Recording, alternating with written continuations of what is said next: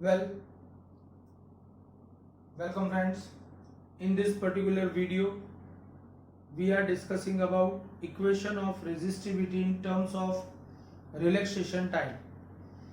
In previous video, we had already discussed equation of what is relaxation time and what is drift velocity. You all very well know that the time taken by electron between two successive collision is said to be relaxation time. Here we want to obtain equation of resistivity. There should be 3-mark question. Question is like this way: obtain equation of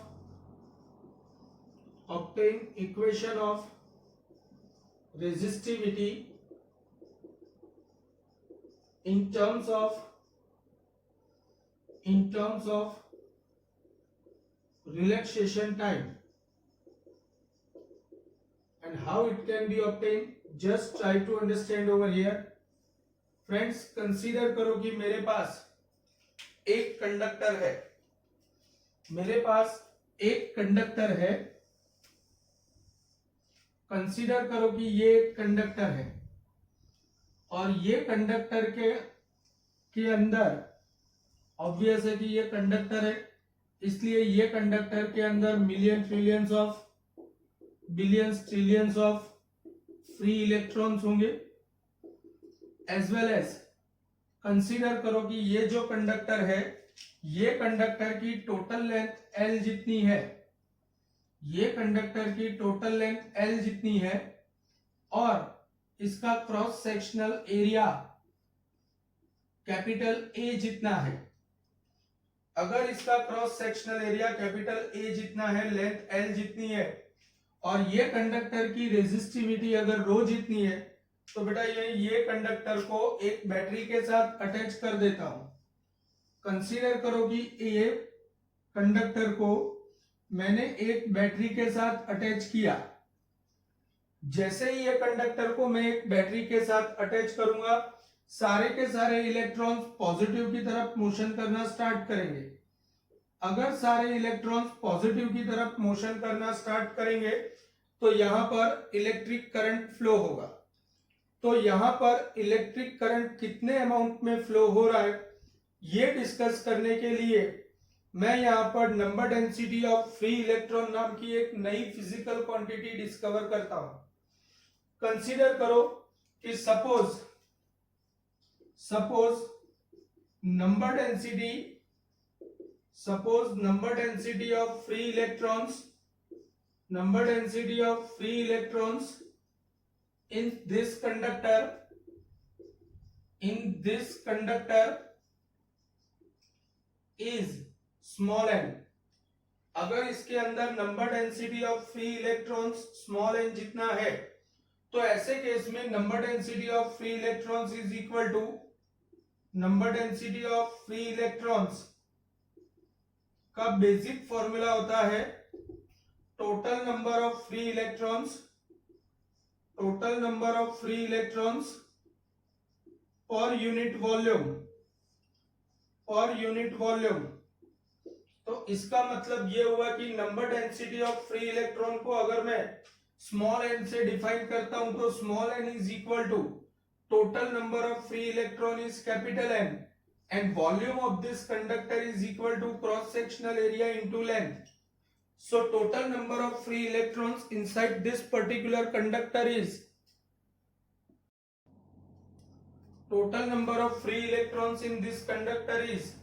n is equal to n into a into L।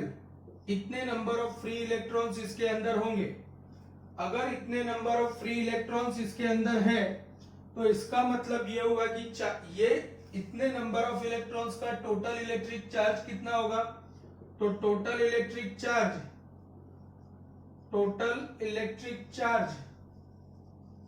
Of such electrons, ये electrons का total charge कितना होगा। तो Q equal to N into E, where E मतलब charge of each electron. If Q equal to N into E is there, Q equal to NaLe, friends हमको यहाँ पर electric current चाहिए, तो total electric current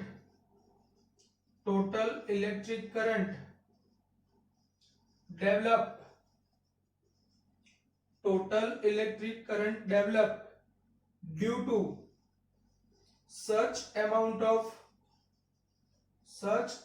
of electric charge, इतना electric charge अगर flow होता है, तो total amount of electric current कितना फ्लो होगा? तो total amount of electric current का फॉर्मूला होता है I equal to total charge upon time interval. Friends यहाँ पर टोटल चार्ज होगा NaLe और यहाँ पर टाइम इंटरवल अगर t है, L मतलब distance travel by charges and t मतलब time interval during which they move for this distance, तो that is equal to Na।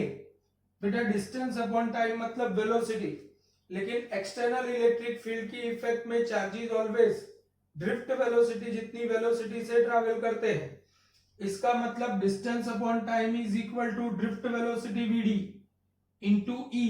और याद रखो कि ये फॉर्मूला बहुत ही इंपॉर्टेंट है, I equal to NaVd into E बहुत ही इंपॉर्टेंट फॉर्मूला है, क्योंकि ये फॉर्मूला की हेल्प लेकर हम हमारे टेक्सचुअल क्वेश्चंस में से बहुत सारे क्वेश्चंस सॉल्व करेंगे। बट इतना याद रखो कि जब भी इलेक्ट्रिक फील्ड की इफेक्ट में कोई भी चार्ज पार्टिकल मोशन करता है, तो वो ऑलवेज ड्रिफ्ट वेलोसिटी जितनी वेलोसिटी से ट्रैवल करता है। तो I equal to NaVd into E, अगर I equal to NaVd into E है, तो ऐसे केस में फ्रेंड्स यहाँ पर ध्यान से समझना, अगर मैं यहाँ पर I अपॉन A लिखता हूं, तो I अपॉन A मतलब current density J, I upon A मतलब current density J, that should be equal to NeVd, current density J equal to NeVd, and this equation I would like to mention as equation number 1।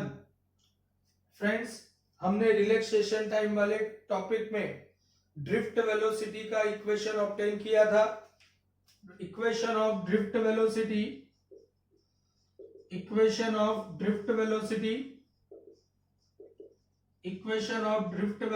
क्या था? तो equation of drift velocity था Vd equal to E into E by M into tau. अगर आपको यहाँ पर negative sign लगाना है तो लगा सकते हो, बट ये नेगेटिव साइन ऐसा रिप्रेजेंट करता है कि इलेक्ट्रॉन्स को जो ड्रिफ्ट वेलोसिटी अचीव होती है वो इलेक्ट्रिक फील्ड के डायरेक्शन के ऑपोजिट होती है, इसलिए यहाँ पर माइनस साइन आता है। Vd equal to minus E into capital E by M into tau. This is equation of drift velocity, and you all very well know that what is the vector form of Ohm's law. So you can say that according to vector form of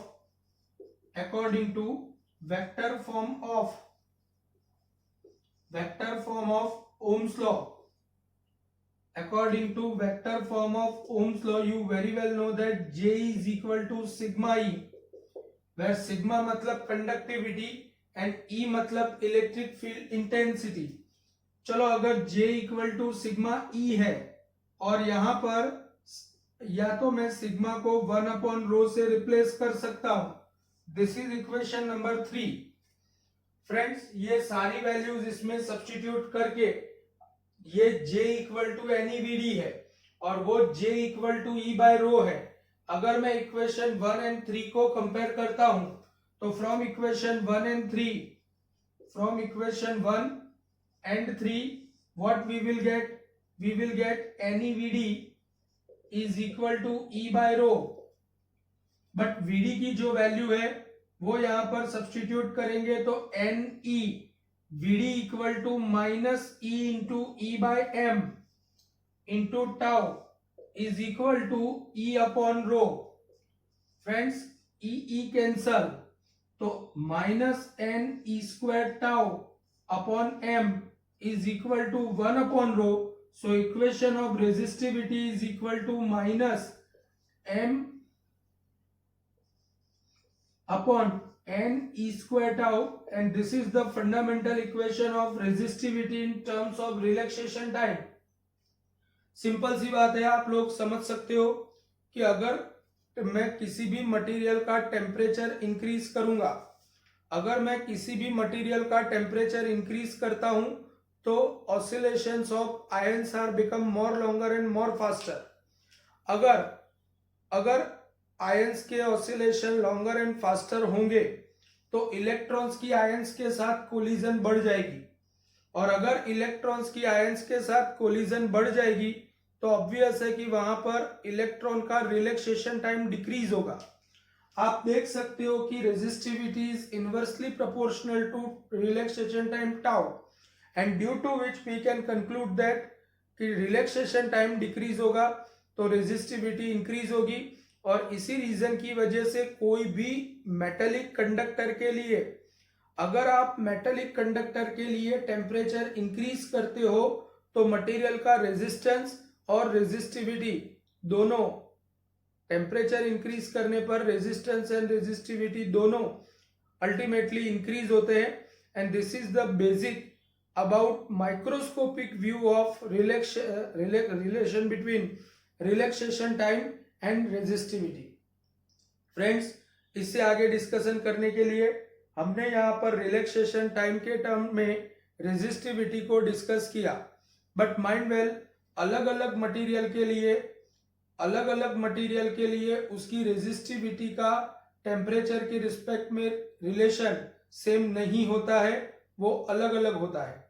तो यहाँ पर अब हम discussion करने वाले हैं कोई भी मटेरियल, ये हमने मेटेलिक कंडक्टर के लिए डिस्कशन किया है, लेकिन दूसरे कोई भी मटेरियल जैसे सेमीकंडक्टिंग मटेरियल, सुपर कंडक्टर्स, वो सब मटेरियल का रेजिस्टेंस या रेजिस्टिविटी टेम्परेचर के रिस्पेक्ट में किस तरीके से वेरी करता है, वो हमको यहाँ पर अब डिस्कस करना है। उसको डिस्कस करने के लिए हम यहाँ पर ग्राफिकल एनालिसिस थोड़ा सीखेंगे, देखेंगे, और उसके बाद में रेजिस्टिविटी का टेम्परेचर की रिस्पेक्ट में क्या रिलेशन है वो आपके साथ यहाँ पर डिस्कशन करने वाले। सब लोग यहाँ पर ध्यान से समझना। कंसीडर करो, now we are discussing about relation of resistance और relation of resistivity with temperature. Relation of resistivity with temperature। देखो बेटा, हमने मेटल्स के लिए डिस्कस किया, मेटल्स मतलब कंडक्टर्स, और मेटल्स के लिए हमने डिस्कस किया फॉर मेटल्स अगर आप टेम्परेचर इंक्रीज करते हो तो उसकी रेजिस्टिविटी भी इंक्रीज होती है। मेटल के लिए टेम्परेचर इंक्रीज करते हैं तो रेजिस्टेंस या रेजिस्टिविटी इंक्रीज होती है, और इसी रीजन की वजह से अगर मैं मेटल के लिए रेजिस्टिविटी वर्सेस टेम्परेचर का ग्राफ प्लॉट करता हूं, माइंड वेल यहाँ पर टेम्परेचर डिग्री सेल्सियस में लिया गया है, तो अगर मैं रेजिस्टिविटी वर्सेस टेम्परेचर केल्विन में सिलेक्ट किया है, तो ऐसे केस में ये जो ग्राफ बनता है वो कुछ ऐसा होता है। जैसे जैसे आप टेम्परेचर इंक्रीज करोगे उसका रेजिस्टेंस या रेजिस्टिविटी इंक्रीज होने वाली है। Mind well, for pure metals absolute zero temperature पर उसकी रेजिस्टिविटी भी जीरो होती है। कोई भी प्योर मेटल के लिए एब्सोल्यूट जीरो टेम्परेचर पर उसकी रेजिस्टिविटी जीरो होती है, और जैसे जैसे आप टेम्परेचर इंक्रीज करते हो वैसे वैसे उसकी रेजिस्टिविटी इंक्रीज होती जाती है। अब हम मेटल की एक स्पेशल स्टेट को डिस्कस करेंगे which is said to be superconductivity. Mind well, superconductivity नाम के ये स्टेट को कैमरलिन एंड ओन्स नाम के साइंटिस्टों ने डिस्कवर किया था। कैमरलिन एंड ओन्स नाम के साइंटिस्टों ने ऐसा बोला था कि कुछ मेटल्स के लिए, कुछ एलॉयज के लिए अगर आप टेम्परेचर डिक्रीज करते जाओ तो ऑब्वियस है कि मेटल है इसलिए उसकी रेजिस्टिविटी भी डिक्रीज होगी, बट एक पर्टिकुलर टेम्परेचर के बाद ऑल ऑफ सडन उसकी रेजिस्टिविटी 0 हो जाती है। This particular property of any metal is said to be superconductivity. Mind well, metal जब सुपर कंडक्टर स्टेज में होती है तब आप उसके अंदर से एक बार करंट पास करो तो वो करंट उसके अंदर से इनफाइनाइट टाइम तक फ्लो होता ही रहता है। कभी भी वो करंट फिर कभी भी जीरो नहीं होता है, डिक्रीज नहीं होता है। दिस पर्टिकुलर प्रॉपर्टी और not property, this is the one stage of metal. और मेटल जब ये स्टेज में आती है, ऑब्वियस है कि ये स्टेज इजीली रूम टेम्परेचर पर अचीव नहीं किया जा सकता। ये स्टेज अचीव करने के लिए हमको मेटल को -200 केल्विन टेम्परेचर के आसपास ले जाना पड़ता है। आसपास बोल रहा हूं, एग्जैक्ट वैल्यू बुक में जो दी हुई है वो आपको याद रखनी होगी। -200 केल्विन के टेम्परेचर के आसपास जब आप उसको ले जाते हो तब -200 डिग्री सेल्सियस, माय मिस्टेक, क्योंकि हम केल्विन स्केल पर तो एब्सोल्यूट जीरो से नीचे जा ही नहीं सकते। केल्विन में जब टेम्परेचर डिग्री सेल्सियस में जब टेम्परेचर -200 होता है, इतने लो टेम्परेचर पर कुछ एलॉयज है कि जो अपना रेजिस्टेंस या रेजिस्टिविटी 0 कर देते हैं और वो सुपर कंडक्टर बन जाते हैं। इससे उल्टा अगर हमारे पास सेमीकंडक्टर मटेरियल है, सेमीकंडक्टर मटेरियल मतलब carbon, silicon, germanium, tin and lead, 4th A group से बिलोंग करने वाले जो एलिमेंट है, carbon, silicon, germanium, tin and lead, ये एलिमेंट ऐसे हैं कि ये एलिमेंट के लिए अगर आप टेम्परेचर इंक्रीज करते हो तो रेजिस्टेंस डिक्रीज होता है। अगर आप टेम्परेचर इंक्रीज करते हो तो उसका रेजिस्टेंस और रेजिस्टिविटी दोनों डिक्रीज होते हैं। And this particular property is said to be property of resistivity with respect to temperature for semiconductor. Mind well, यहां पर रेजिस्टिविटी और टेम्परेचर के बीच के रिलेशन को दिखाने के लिए एक एम्पेरिकल फॉर्मूला डिराइव किया गया है, जिसके ऊपर बेस्ड बहुत सारे न्यूमेरिकल्स हमारे टेक्स्ट बुक में है। That is said to be empirical formula which relates resistivity with temperature. Resistivity with temperature. तो बेटा रेजिस्टिविटी को टेम्परेचर से रिलेशन करने वाला ये जो फॉर्मूला है वो क्या है? तो वो है rho theta equal to rho theta 0 into 1 plus alpha theta minus theta 0। Rho theta equal to rho theta equal to rho theta 0 inside the bracket 1 plus alpha theta minus theta 0। यहां पर theta क्या है? तो theta is said to be given temperature, theta is said to be given temperature, theta 0 is said to be reference temperature, theta 0 is said to be reference temperature, alpha is called as temperature coefficient, temperature coefficient for resistivity, temperature coefficient for resistivity, and rho theta is called as resistivity at given temperature, resistivity at given temperature, and rho theta 0 is said to be resistivity at reference temperature। Mind well, यहां पर normally reference temperature room temperature लिया जाता है, लेकिन कभी कभी numericals के अंदर एज अ रेफरेंस टेम्परेचर हमको 20 डिग्री सेल्सियस भी दिया हुआ हो सकता है। माइंड वेल, अल्फा का formula 1/r0 delta R by delta T होता है और इसका यूनिट डिग्री सेल्सियस इनवर्स और dimensional formula m0 l0 t0 k-1 होता है। फ्रेंड्स, याद रखो कि मेटल्स या कंडक्टर्स के लिए अल्फा की वैल्यू पॉजिटिव होती है, क्योंकि मेटल्स के लिए जैसे जैसे आप टेम्परेचर इंक्रीज करोगे वैसे वैसे उसका रेजिस्टेंस और रेजिस्टिविटी इंक्रीज होने वाली है। इसलिए मेटल्स के लिए अल्फा की वैल्यू पॉजिटिव होती है। और याद रखो कि सेमीकंडक्टर्स के लिए याद रखो कि सेमीकंडक्टर्स के लिए अल्फा की वैल्यू नेगेटिव होती है, सेमीकंडक्टर्स के लिए अल्फा की वैल्यू नेगेटिव होती है, लेकिन क्योंकि उसके लिए टेम्परेचर इंक्रीज करो तो रेजिस्टेंस और रेजिस्टिविटी दोनों डिक्रीज होते हैं। बट कुछ एलॉयज है, जैसे नाम है मैंगेनीन एंड निक्रोम। मैंगेनीन एंड निक्रोम नाम की ये जो दो एलॉयज है, ये एलॉयज ऐसी है कि उसके अंदर आप टेम्परेचर चेंज करो तो भी उसका रेजिस्टेंस या रेजिस्टिविटी चेंज नहीं होता है। मतलब आप डेल्टा टी को चेंज कर रहे हो बट डेल्टा आर चेंज ही नहीं हो रहा है। इसका मतलब ये हुआ कि delta R is equal to 0, तो अल्टीमेटली अल्फा की वैल्यू उसके लिए 0 आएगी। तो याद रखो कि मैंगेनीन, इसका जो कंस्ट्रक्शन हमारे टेक्स्ट बुक में दिया है कि इसको बनाने के लिए कौन सी बेसिक फंडामेंटल मेटल्स चाहिए, वो आप टेक्स्ट बुक में से रीड कर सकते हो। मैंगेनीन एंड निक्रोम नाम की ये जो दो एलॉयज है, ये एलॉयज के लिए रेजिस्टेंस या रेजिस्टिविटी doesn't